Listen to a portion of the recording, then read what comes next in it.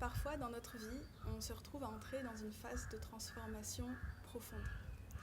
Tellement profonde qu'elle vient remettre en question jusqu'à nos bases. Et qu'est-ce que j'entends par base ? Ce qui est vraiment essentiel, fondamental pour nous, ce sur quoi tout le reste repose. Les choix qu'on fait, les décisions qu'on prend, la direction dans laquelle on décide d'avancer, les projets qu'on met en place. Donc, qu'est-ce que j'inclus dans les bases ? Par exemple, parfois ça remet carrément en cause nos valeurs, nos idées, nos croyances, nos convictions, nos élans, notre pourquoi avec un grand P en fait, ce qui fait qu'on se lève le matin content et qu'on avance, notre drive en fait dans la vie, pourquoi on fait les choses. Donc parfois tout ça semble se casser la figure et évidemment c'est très inconfortable. Il y a une part en nous, une voix qui est là et qui dit quand même c'était mieux avant, quand je savais où j'allais, que je n'avais pas toutes ces questions à me poser. On a vraiment cette impression que tout se casse la figure et beaucoup de choses cessent de résonner, donc nos projets, parfois notre travail, ou la façon dont on travaille, parfois même des choix de vie qu'on fait ou des choix de vie qu'on avait fait pour le futur, nos relations, il y a des relations qui cessent de résonner, des amitiés qui partent, parfois on peut se retrouver très seul, parfois ça affecte même jusqu'à notre couple, donc voilà, c'est quelque chose qui est très profond. Et on peut avoir cette impression de vide, cette impression comme si le sol sous nos pieds se défait et qu'on flotte dans un espèce de vide où on ne sait plus rien en fait, où on ne sait pas où on va, où on ne sait pas plus qui on est, qu'est-ce qu'on aime, qu'est-ce qu'on veut pour nous, pour la vie. Et ça peut durer du temps parfois ça peut durer des mois, ça a été mon cas. Et donc ça demande beaucoup de foi, parce qu'on n'a plus cette sécurité de savoir, on n'a plus rien ou plus grand chose à quoi se raccrocher.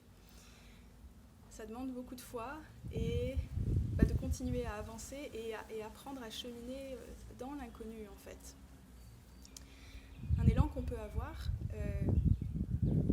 c'est de paniquer, de paniquer et de vouloir redresser la barque et de vouloir reconstruire ou remettre de la clarté, mais sur un terrain qui est encore en train de se déconstruire, sur des bases qui n'existent pas plus à moitié, sur une espèce de champ de ruines. Et on sent parfois que pour fuir cet inconfort, on est tenté de forcer les choses. Et de mon expérience, la meilleure chose à faire, c'est vraiment de laisser du temps au temps. De laisser le temps à la déconstruction, de finir d'opérer et de laisser ce temps de transition où ensuite, progressivement, à un rythme organique, au rythme de la nature, des choses recommencent à... comme des graines qui commencent à germer et qui recommencent à pousser. Les choses se recréent en fait. Cette grande déconstruction, elle crée aussi un immense espace dans lequel il y a plein de possibles, en fait, tout est possible, comme une nouvelle feuille vierge, et par-dessus on peut réécrire. Mais tant que le terrain n'est pas déblayé, tant qu'il y a encore des bouts de pierre partout, de la poussière, des débris, c'est difficile de recréer quelque chose de beau, quelque chose de pérenne, quelque chose qui nous ressemble.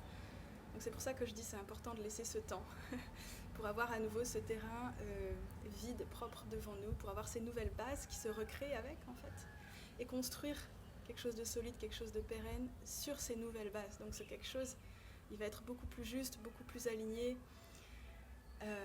si on a la patience de l'attendre suffisamment longtemps.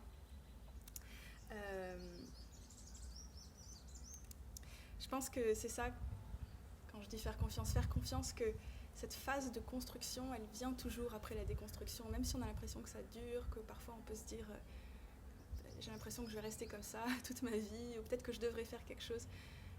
Je prône pas l'inactivité ici, mais je sens que on sent à l'intérieur en fait, quand le moment est juste, et alors les choses elles sont fluides, alors on sait en fait, et les choses elles se remettent en place, elles se réajustent, elles se reconstruisent avec beaucoup de clarté, avec beaucoup d'aisance, avec beaucoup de facilité.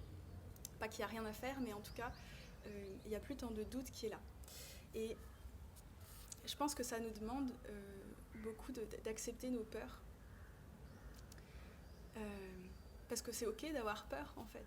C'est ok de sentir qu'on doute, c'est ok de sentir qu'on se sent perdu, c'est ok de sentir qu'on a peur parce qu'on ne connaît pas l'avenir, on ne sait pas ce qui va se passer, on ne sait pas où on va, on ne sait pas où ça nous mène.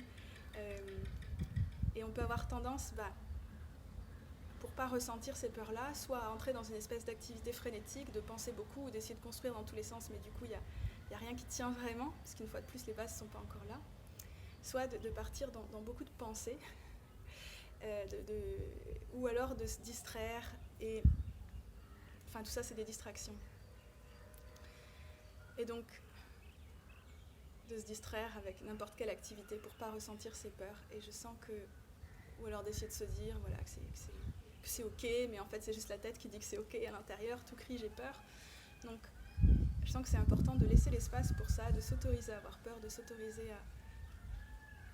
à exprimer cet inconfort, de ressentir dans le corps ce qui est là. Et parfois aussi, ça vient pousser des boutons quand des personnes de notre entourage, des amis, de la famille nous demandent « Et alors, qu'est-ce que tu vas faire ? Et alors, t'en es où ? Et pourquoi tu fais rien en ce moment ?» Et je sens que... Donc parfois, on peut se sentir très mal parce qu'on ne sait pas quoi répondre, mais je sens que ça, c'est aussi un miroir qui nous est tendu par l'extérieur, qui nous permet de voir nos propres doutes et le fait qu'on n'est pas ok avec nos doutes, qu'on n'est pas toujours ok avec nos doutes, avec nos peurs. Et je sens vraiment qu'à partir du moment où on finit par accepter ces peurs et ces doutes en nous, alors les questions qui nous viennent de l'extérieur ne semblent plus aussi désagréables ou gênantes, déstabilisantes, et on sait quoi dire et on est ok avec le fait qu'on ne sait pas. Et ce que je sens qui est important aussi, c'est...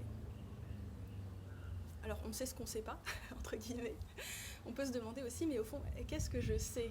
Est-ce qu'il n'y a pas quand même des choses que je sais aujourd'hui, même si j'ai l'impression d'être dans le noir total ? Moi, je me souviens que quand tout s'est écroulé comme ça pour moi, il y a un peu plus d'1 an maintenant, je ne savais pas où j'allais avec mon entreprise, mon business, je ne savais pas où j'allais avec mes choix de vie, mes amitiés étaient en train de se distendre en fait, d'un seul coup, il y a beaucoup de choses qui partaient d'elles-mêmes. Je ne savais même plus vraiment qui j'étais, mais en fait, une chose que je savais, c'était que j'avais envie de mettre la priorité sur mon chemin spirituel. Dieu, la conscience universelle, peu importe comment on a envie de l'appeler, ça c'était ma priorité en fait. Et donc de faire ce travail intérieur en lien avec ça et d'avancer dans ma compréhension. À l'époque, ce qui a vraiment fait basculer les choses pour moi, c'est ma rencontre avec la non-dualité. Et donc je lisais des choses et je travaillais avec ça. Et ça, c'était finalement une chose que je savais, et c'était une chose à laquelle je pouvais me raccrocher. Quand je doutais à nouveau, quand j'avais l'impression d'être perdue, et je me disais, mais ça au moins je sais en fait.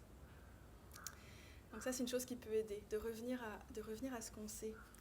Et puis de se demander quels sont mes besoins vitaux dans cette situation. Peut-être que je travaille moins, ou même que j'arrête de travailler parce que c'est plus possible, ou est-ce que j'ai besoin d'argent ? Est-ce que j'ai assez d'argent pour vivre un certain temps ? Si j'ai besoin d'argent, ok, est-ce qu'il n'y a pas un petit boulot que je peux prendre en attendant le temps d'y voir plus clair, plutôt que de me forcer à continuer dans ce que je fais, mais qui a plus de sens et qui du coup ne devient pas fluide et douloureux. Voilà. Je sens que ça, c'est ces 3 points qui m'ont aidé beaucoup dans cette phase de déconstruction. Ne pas forcer les choses, regarder mes peurs et puis me concentrer sur ce que je sais. Et regarder si j'ai vraiment des besoins à remplir et donc mettre en place, trouver des solutions pour ça. Mais pas plus que ça en fait. Et pour le reste, à attendre